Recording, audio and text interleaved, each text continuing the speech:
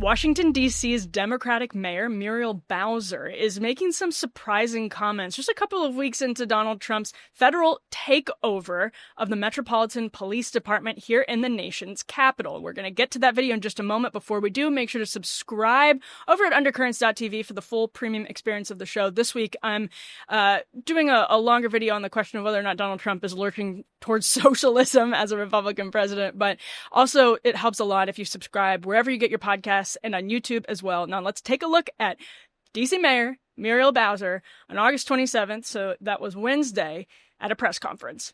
And we greatly appreciate the surge of officers that enhance what MPD has been able to do in this city.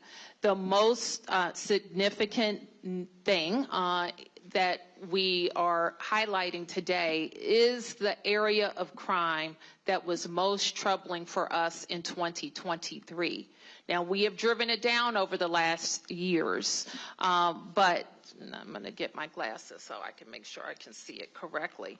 But for carjackings, the difference between this period, this 20-day period of this federal surge and last year represents a 87% reduction in carjackings in Washington, D.C. We know that when carjackings go down, when the use of gun goes down, when homicide or robbery go down, neighborhoods feel safer and are safer.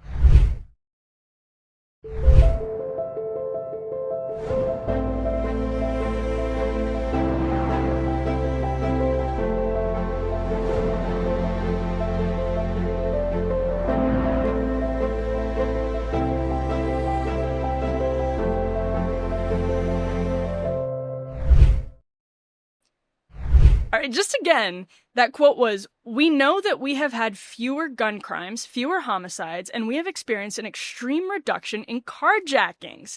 We greatly appreciate the surge of officers."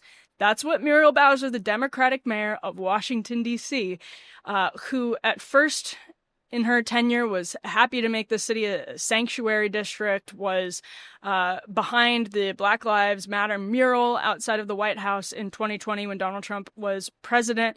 That is what Muriel Bowser had to say, again, just a couple of weeks into the federal takeover. Now, she didn't stop there. She also had comments about what she believes are negative consequences, obviously, what she believes are negative consequences of the federal takeover. And there's all kinds of stuff to get into here about the validity of the numbers and all of that. And let me just say, here in D.C., it's a what the federal takeover looks like. We've covered it, because we're right here in the Capitol. We've covered it since the federal takeover actually happened.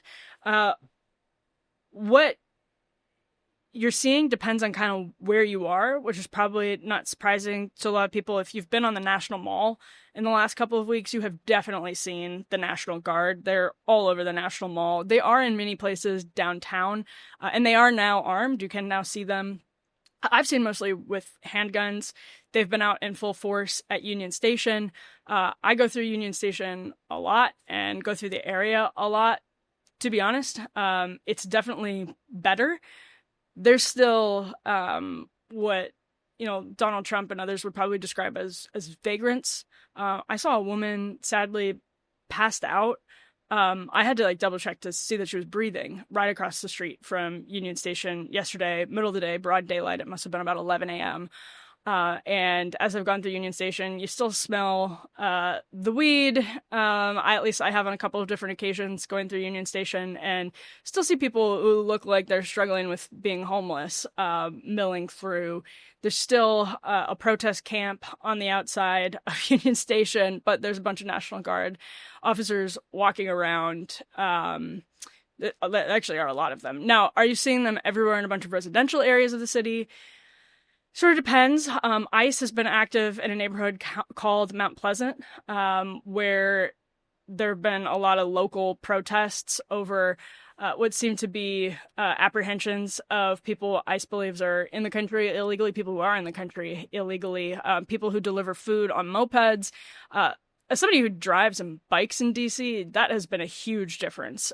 Immediately, the amount of people zipping around with really dangerous driving to do extra fast and cheap, like DoorDash, Uber Eats, that basically immediately stopped after the federal takeover, because those drivers were being like just they became very easy targets for ICE, because they're almost, I mean, you would probably be fair to assume that they came over during the Biden administration, some legally, some illegally, some probably have asylum claims pending, others probably don't, but they were very easy targets for ICE. So you basically stopped seeing that right away. I'm sure the delivery prices have increased, but it's just the streets are a lot more quiet and safe from that alone. Locals are referring to this as occupied DC because you see the National Guard, in this case armed, and ICE walking around. And, you know, there's definitely, if you're downtown, if you're out by the National Mall, you're seeing this. Mount Pleasant residents are obviously not used to ICE raids happening with such frequency. There have been some operations in the more dangerous areas, Ward 8, Ward 7, Southeast DC. So you've seen a little bit of a heightened presence. But there's also just been a lot of activity from locals. People ask sometimes why, why is DC, the federal city, why did it become a place where there was this progressive police reform experiment? Well, of course, it's a very liberal city, but also it's basically the hub of activism, of, especially left-wing activism, because, again, it's a liberal city. And so it's where a lot of those NGOs, nonprofit organizations, they're headquartered here in DC in many, many cases. And so a lot of these people who are organizing activism around the country are going to be, of course, active in their own city. So DC has a pretty robust activist culture, and people organized really quickly. So there have been a lot of protests, and some city council members have said that they were, quote, deeply disappointed in Muriel Bowser. Charles Allen, who is a proponent of police reform, said of the intervention, "This is wrong, call it out," seemingly pointing at Muriel Bowser. So now I'm going to read from the Washington Post, quote, "The mayor had thoughts on what isn't working too. She described a, quote, break in trust between the police and the community. She said the National Guard troops pouring in from half a dozen Republican states have not been an efficient use of resources. She doesn't want masked immigrations and customs enforcement agents. Quote, I am devastated by people living in fear." That's also part of what Bowser said. So it wasn't just, "I love Donald Trump, this has been amazing, thank you so much." It was, "I'm devastated by people living in fear." She's trying to have it both ways a little bit here. And that reflects at least some understanding of the politics in DC. Now, Democrats are not really in danger in DC. It's not like New York City. I don't think you're ever really going to see in the years ahead, immediate years ahead, the near future, Republicans being elected here in DC, particularly as mayor. So it's not like she has to really worry about, or it's not like Democrats here have to really worry about that. It's probably the same thing in Chicago and Los Angeles. Rick Caruso was, I guess, competitive, but that's part of the problem, of course. So Bowser is being being a bit careful because she also doesn't want to look, on the one hand, she doesn't want to upset the police reform Democrats who have, been friendly with her for a long time. If she wants to maintain power, she's been mayor here for a very long time. But then she also knows people in Ward 7 and Ward 8 have very serious concerns about crime. She also knows she's being looked at as an example of the National Democratic Party's response to a serious crime problem in Washington, D.C. And let's get to this. So the Post reports in a 20-day period stretching from August 7th, when Trump first ordered a boosted federal presence in the nation's capital, through Tuesday, there have been 5 homicides in D.C., 3 fewer than the same period last year, according to data Bowser presented Wednesday. Robberies have more than halved from 119 last year to 45 this year. Carjackings have nearly vanished, falling from 31 to just 4. After placing the D.C. Police Department under direct federal control and sending in the National Guard earlier this month, Trump has already claimed victory for improving conditions, citing, among other things, a 12-day stretch without a homicide, which he falsely said was, quote, the first time that's taken place in years. Is technically true, although, I mean, kind of pathetic that that's like a victory in and of itself for the left. So, also, some of the encampments that, Trump particularly seemed to be irked by on his route, and I'm not making this up, to his golf course in Virginia, those are gone. Not all of the encampments are gone. Not all of the homelessness is gone.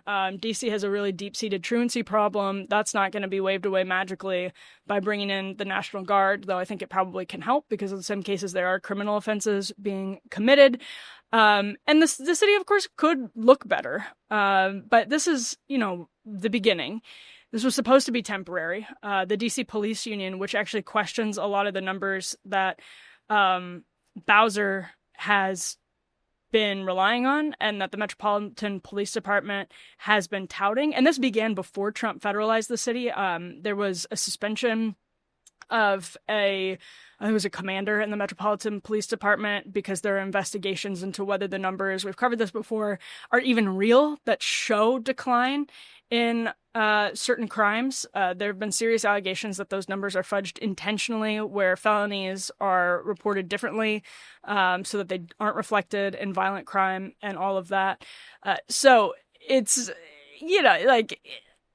what do we know about the numbers? I'm not sure. How long does this actually, the numbers, by the way, that are being reported right now, are those trustworthy? That's another serious question. If the decline that was being showed before the federal takeover wasn't trustworthy because there are allegations that numbers are being fudged, I'd like to see evidence that shows we should feel confident in these numbers. Maybe now that I think it's the Department of Justice and House Oversight Committee are both now investigating the fudging of the numbers, you can trust the numbers more because people know they're under a microscope. I'm not sure. I don't think we actually know enough at this point. Homicide decline is pretty clear cut. So that is at least an improvement. A long way to go though until there's trust built back in the Metropolitan Police Department and in the mayor's office, and also a long way to go here in Washington D.C. at least, and the same is going to be true in every other city, to wresting the population of impoverished and crime-ridden neighborhoods from the cycles of misery that have beset our cities, that have beset Washington, D.C. for a long time. Yes, they're not living in the 1990 crime spike, the crack epidemic. That's different, of course. But the levels are unacceptably high. We all know they're unacceptably high. Way too many kids are killed, end up in cycles of being in prison and all of that. So long way to go. And we might look back on Muriel Bowser 2 weeks into this federal takeover. It looks like Trump wants to extend it, which is something the D.C. Police Union, I'm curious to see what they have to say about this because they originally supported the temporary takeover. So temporary can be extended and not be permanent. We'll see how temporary it really is. And we'll see how the police union reacts to that. But we may look back on these comments from Muriel Bowser as a moment when Democrats were sort of deep blue city Democrats were sort of shaken out of their numbness to some of these issues. It's not that they don't care about them. It's that they have failed to treat them as an emergency for years and years and years. We're still seeing this from J.B. Pritzker because Trump is threatening to send troops to Chicago, which is a different matter than here in D.C. where there is home rule, and we will cover it when it happens, if it happens, I'm sure, and talk about how it's different. But that is J.B. Pritzker pretty much falling into a trap, walking around Chicago and being like, oh, there's no emergency. Look at how beautiful the city is.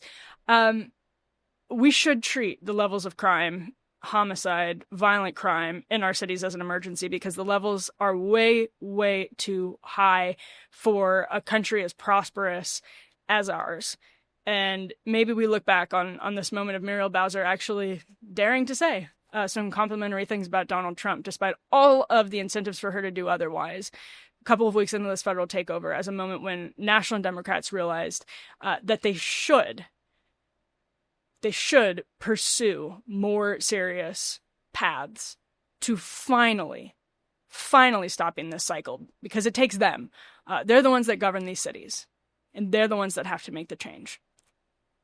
Thank you so much for tuning in to today's edition of Undercurrents. Always appreciate you watching. Make sure to subscribe over at undercurrents.tv for the full premium experience of the show. Often you get the longer versions of our interviews. This week, you get me kind of walking through the debate about whether the Intel takeover is socialism, whether Donald Trump is a socialist, whether it's Intel takeover, quote, takeover at all. So head on over there, subscribe for the full premium experience to see that. And make sure, of course, to subscribe on YouTube, wherever you get your podcasts. And we will see you back here with more Undercurrents soon.